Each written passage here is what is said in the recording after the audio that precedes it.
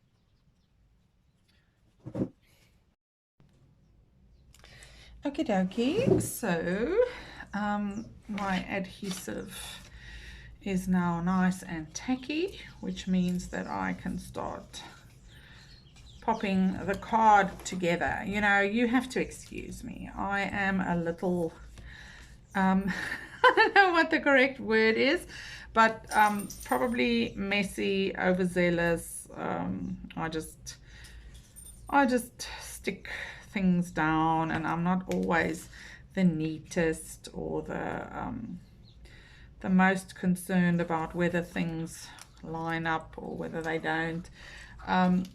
Yeah, so as I've said at the end of the previous class, I think life is too short. So you can see what I'm doing here. I am simply adhering the strips, and I thought the different lengths might look nice, but I could always change my mind about that. And here you can see what the problem is when one does strips. Can you see? Because these widths of the paper is not perfect. Okay, so what you have here is that it actually goes from kind of, there's a narrower there and it's wider at the top. Okay, so to break something like that, we can always add an element, that would be a good element. And we can add something like the happy birthday there. I can bring in a floral just to take your eye away. But of course you can also just fix it. That's entirely up to you. But I thought it would be good just to show you how one can hide these kind of imperfections and make sure that whoever is looking at the card, that the eye is not drawn to that imperfection. Okay, and there are a couple of things you can simply just make sure people go look elsewhere on your card by doing what I'm doing now. I'm simply keep adding elements, and that means that whoever looks at the card, their eye will flow. So you might still see, if you really are that way inclined, that there is an imperfection on that card, but truly it shouldn't be all that obvious.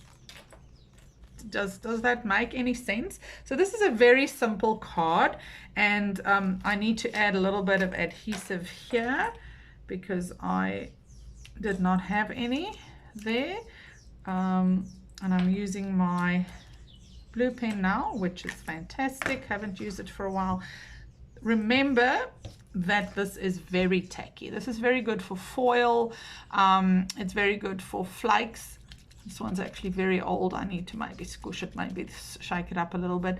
So you can use it for those golden flakes and for all these metallic flakes that are very popular these days, as well as foiling. But the trick, of course, is to leave it until it is completely see-through and repositionable.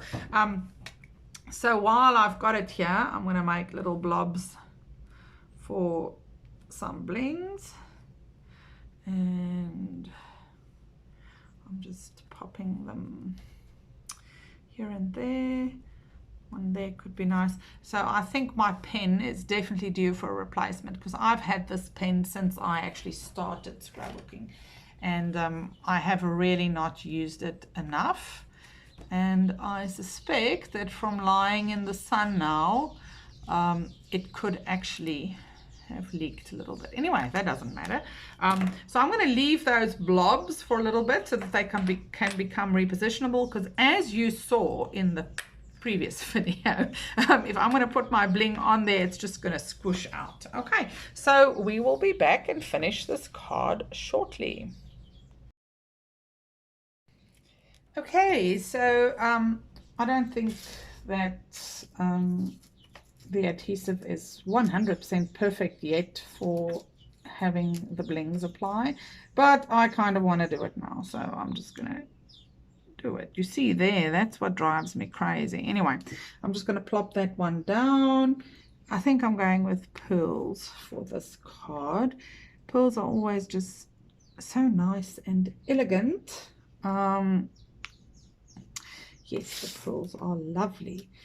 So I am curious about storage, if you guys can give us some feedback, because we have the cutest little storage jars that have just come in, and we gave our kit club, each member received a storage jar filled with blings and pearls like these for their October kit clubs.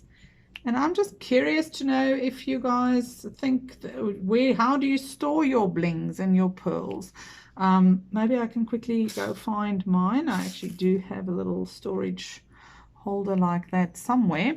Oh, but I think that's pretty. Don't you guys think that that is just pretty?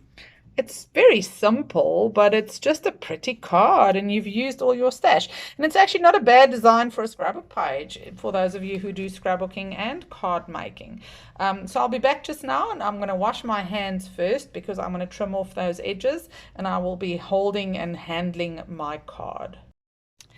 Okay, so you have two choices when you trim these edges. You could use your little mini guillotine, but because I have pearls on these already on this card, I would prefer not to do that. So I'm going to flip my card, just because I'm going to put my card on a piece of typing paper, because my card is now really nice and beautiful. You either need to do that or you need to have a cutting mat that you keep for these things. Now I have a little baby cutting mat, a pink one, but obviously I didn't bring that with me. So what I'm going to be doing is I'm actually going to cut through the typing paper, which is fine, because I've been using this for all my cards. And I'm simply going to line up my ruler, sharp blade in my cutting knife, and I'm going to be trimming off the excess here. It's a little hard to see because everything is white, but there you go. So you can see that that gives you a really good clean edge. You can now go and just ink where you've cut those areas, those little strips off. And of course that can be cast to one side, and there's your card. Now to me this looks a little empty. Okay, so what am I going to do? I'm probably going to be adding some faux stitching, just to get your eye off that whiteness. You can add some ink splats. The VersaFine Clear is not splattable, so for me that's not an option, and I'm not going to use other products except the ones that I chose for my cards, because I do think that there is a challenge in itself, only using what you challenge yourself to use. So I don't think I'm gonna, shouldn't I don't think so. I think I'm just going to do these corners.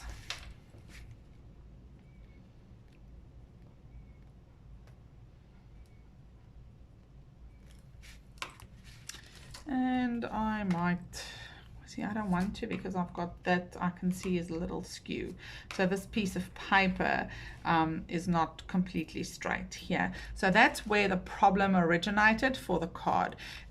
You know guys, there's a lot to be said for gluing things straight, so this will probably drive everyone crazy that I've mentioned it to now, but honestly I only saw that when I started doing my lines. But I still think it's a pretty card, and I might, when I get back home, add a few splats there, and just to cover up, because splats definitely does cover up a lot of imperfections.